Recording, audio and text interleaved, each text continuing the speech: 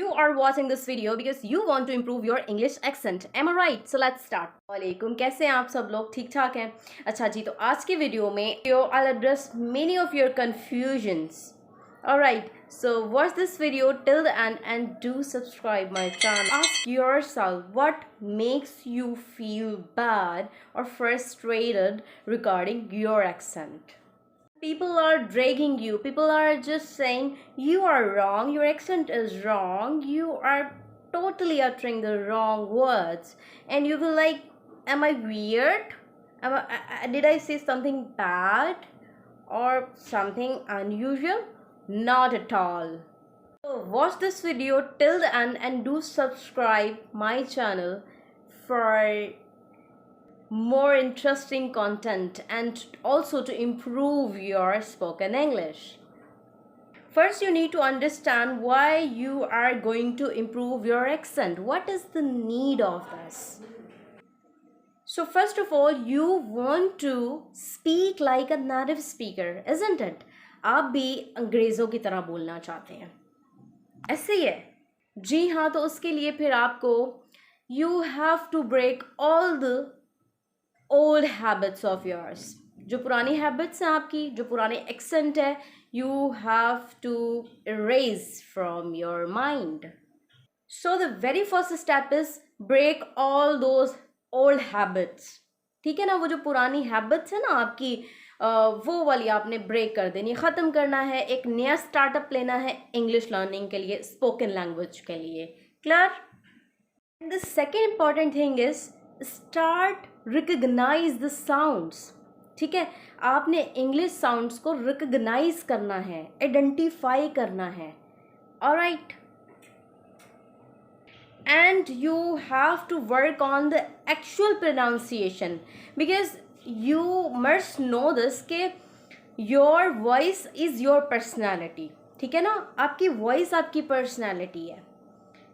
Mostly हमारा जो focus होता है पर्सनालिटी को देखने के लिए. आपकी ड्रेसिंग अच्छी होनी चाहिए. उसी तरह जब आप किसी से बात करते हो ना, तो आपकी वॉइस इफ़ेक्टिव होनी चाहिए और उसका एक्सेंट बिल्कुल एग्जैक्ट होना चाहिए. अब पहले तो ये समझ लेना कि आप एक्सेंट है क्या. एक्सेंट जो होता है वो लहजा होता है. लेट्स सपोज अगर if I am talking to you right now, अब मैं कहीं कहीं पर मैं कुछ अपना एक्सेंट चेंज कर दूंगी तो आपको लगेगा कि आई एम अ पंजाबी.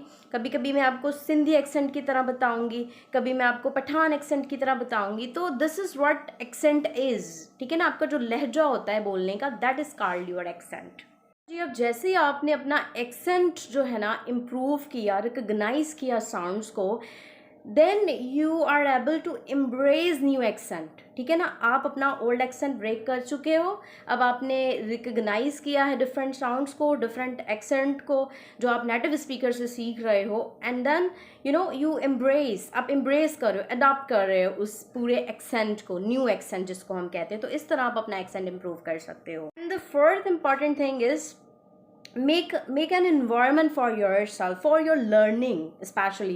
जब आप स्पीकिंग करते हो तो एक environment अपना जो है ना आपने बनाना है. आप ये ऑनलाइन भी बना सकते हो, ऑफलाइन भी बना सकते हो, अपनी फैमिली के साथ भी कर सकते हो, फ्रेंड्स के साथ भी कर सकते हो. Anybody you can find out there and just speak.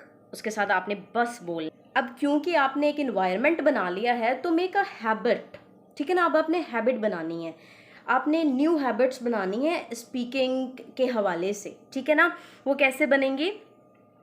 अब देखें, it's incredibly difficult to make new habits ना. बहुत मुश्किल होता है हमें, जैसे मुझे सुबह सवेरे उठना मुश्किल लग रहा होता है.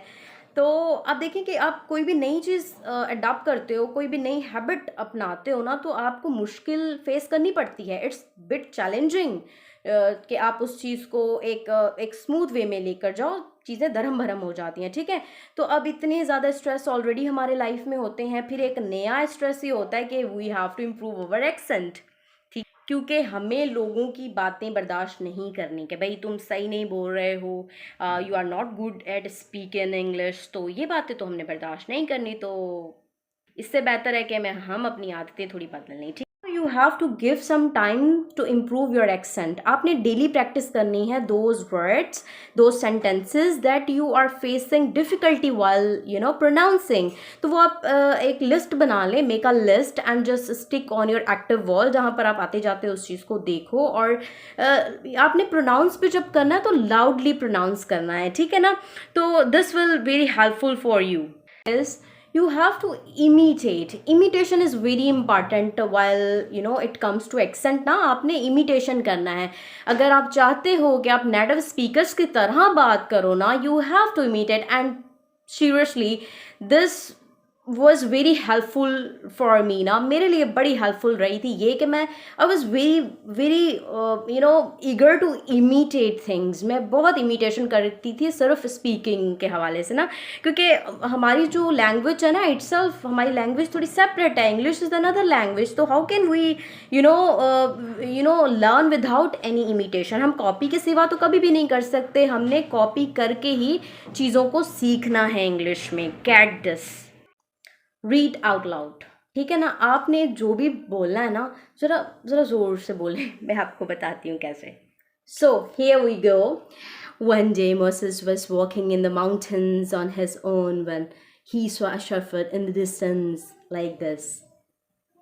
So don't worry about this कि कोई सुन लेगा या कोई जजमेंटल हो जाएगा. भाई आपने अपनी अपनी जितनी आवाज़ रखनी है, ज़्यादा नहीं, अपने ज़्यादा भी बागा नहीं फाड़ना, ठीक है ना. और बिलीव मी, ये जो टेक्निक है ना, ये पर्सनली बहुत अफेक्ट की थी मुझ पर ना. मैं बड़ा लाउडली पढ़ती थी हर चीज़ को ना. मैं जब विंग्स में भी वॉक कर रही होती तो मैं लाउडली पढ़ती थी. यूनिवर्सिटी की बात हो, हॉस्टल की बात हो, जहाँ भी मैंने लाउडली पढ़ना है, भले किसी को जितना भी एतराज़ हो मुझसे, क्योंकि मैंने एक्सेंट अपना इम्प्रूव करना था. अच्छा, अब ये करने का फ़ायदा क्या हुआ मुझे? मेरे अंदर से हेजिटेशन ख़त्म हो गई, ये कॉन्फिडेंस डेवलप हो गया कि I can do this. If somebody can, I can also do this. Last of this video, I would recommend you should use online dictionaries for the pronunciation. अपनी correction देखने के लिए ना English pronunciation की. I hope this video would helpful to all of you. Thank you so much for watching this video, and for the more content you can subscribe my channel and hit the bell icon so you can get my latest notification. Thank you so much. Allah Hafiz.